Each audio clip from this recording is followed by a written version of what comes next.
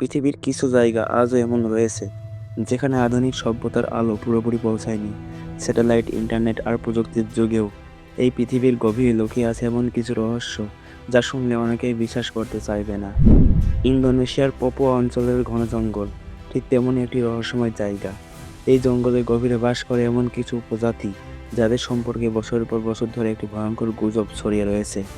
গুজবটি হলো, এই জঙ্গলে এখনও নাকি বেঁচে আছে মানুষকে খোঁপার নরঘাতকের একটি দল, এবং সেই গুজবের সত্যতা যাচাই করতেই একজন বিপজ্জনক অভিযানে বের হন একজন এক্সপ্লোরার এবং তাদের দল। তাদের লক্ষ্য ছিল খুবই স্পষ্ট: পপুয়ার গভীর জঙ্গলে থাকা বাউজি নামের এক রহস্যময় প্রজাতির কাছে পৌঁছানো এবং খুঁজে বের করা নরঘাতকের সেই ভয়ঙ্কর ইতিহাস সত্যি কি না। কিন্তু তারা তখনও জানতো না, এই যাত্রা তাদের নিয়ে যাবে এমন এক অভিজ্ঞতার মুখোমুখি যা জীবনের শেষ দিন পর্যন্ত ঘুরে থাকা সম্ভব নয়। জঙ্গলের গভীরে প্রবেশ। পপুয়া জঙ্গল পৃথিবীর সবচেয়ে দুর্গম স্থানগুলোর একটি। ঘন গাছপালা, বিপজ্জনক প্রাণী এবং এমন সব অঞ্চল যেখানে মানুষের পা পড়ে খুব কম। এই অভিযানের দলটি জানতো, যদি তারা বাউজি প্রজাতির কাছে পৌঁছাতে চায় তাহলে তাদের যেতে হবে এই জঙ্গলে একেবারে গভীরে। দিনের পর দিন হাঁটা, নদী পার হওয়া আর অজানা বিপদের মধ্য দিয়ে এগিয়ে যেতে হবে তাদের, কারণ তারা জানতো এই জঙ্গলে থাকা অনেক উপজাতি বাইরের মানুষের প্রতি খুবই সন্দেহপ্রবণ। অনেক সময় তারা আক্রমণও করে বসতে পারে। তাই এই অভিযানের সবচেয়ে বড় চ্যালেঞ্জ ছিল কি জানেন? উপজাতিদের সাথে প্রথম যোগাযোগ তৈরি করা।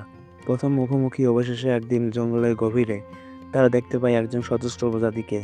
তাদের হাতে ছিল ধনুক-বাণ এবং মুখে ছিল কঠোর অভিব্যক্তি।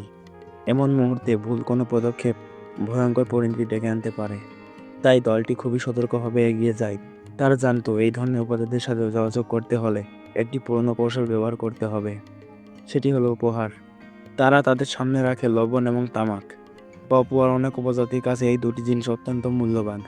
উপহার দেখার পর উপজাতিদের আচরণ ধীরে ধীরে নরম হতে শুরু করে। কিছুক্ষণের মধ্যে একটি উত্তেজনাপূর্ণ পরিস্থিতি পরিণত হয় প্রথম বন্ধুত্বপূর্ণ যোগাযোগে। উপজাতির সাথে প্রথম দিন প্রাথমিক সন্দেহ কাটাতে কিছুটা সময় লাগে, কিন্তু ধীরে ধীরে বাউজি উপজাতির সদস্যরা এই অচেনা অভিযাত্রীদের গ্রহণ করতে শুরু করে। তারা তাদের নিজেদের গ্রামের ভেতর নিয়ে যায়। সেখানে দেখা যায় একেবারে ভিন্ন এক জীবনযাপন। কাঠের তৈরি ঘর, প্রাকৃতিক উপকরণ দিয়ে তৈরি পোশাক এবং শত বছর ধরে অপরিবর্তিত জীবনধারা। এই উপজাতির মানুষেরা প্রকৃতির সাথে এমনভাবে মিশে আছে যেন জঙ্গলই তাদের পৃথিবী। তাদের খাবার এবং জীবনধারা। এই উপজাতির প্রধান খাবারের একটি হলো সাঙ্গু।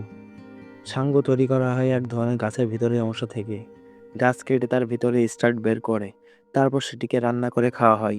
অভিযাত্রীদের জন্য এটি ছিল সম্পূর্ণ নতুন এক অভিজ্ঞতা, কিন্তু তারা বুঝতে পারে যে এই খাবারই বহু বছর ধরে এই মানুষদের বাঁচিয়ে রেখেছে। শুধু খাবার নয়, শিকারও তাদের জীবনের একটি বড় অংশ।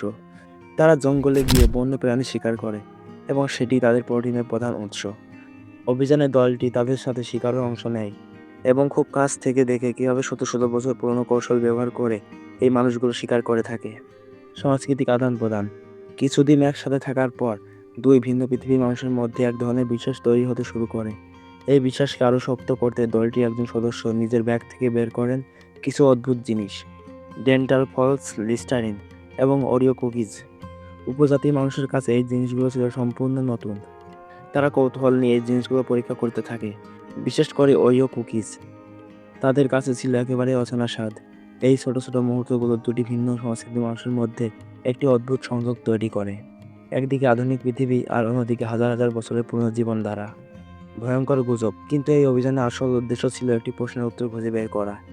বছরের পর বছর ধরে এই জঙ্গল সম্পর্কে একটি ভয়ঙ্কর গল্প প্রচলিত রয়েছে। এখানে থাকা কিছু উপজাতি একসময় মানুষ হত্যা করত এবং তাদের মাংস খেত, অর্থাৎ নরখাদক। এই গুজব কি সত্যি, নাকি এটি শুধু বাইরের মানুষের কল্পনা? এই প্রশ্নের উত্তর পাওয়ার জন্য দলটি সিদ্ধান্ত নেয় যে উপজাতির একজন প্রবীণের সাথে কথা বলার।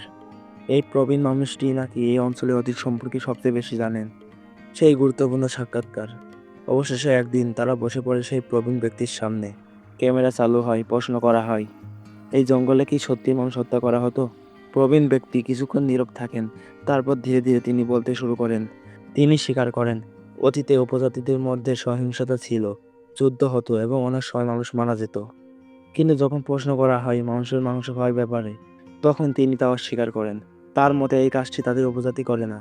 এই অঞ্চলে অন্য কিছু উপজাতি একসময় এমন কাজ করত। তার কথার সত্যতা যাচাই করা কঠিন, কিন্তু তার মুখের অভিব্যক্তি এবং কথার ভঙ্গি একটি বিষয় পরিষ্কার করে যে এই জঙ্গলের ইতিহাস আমাদের ধারণার চেয়ে অনেক বেশি জটিল।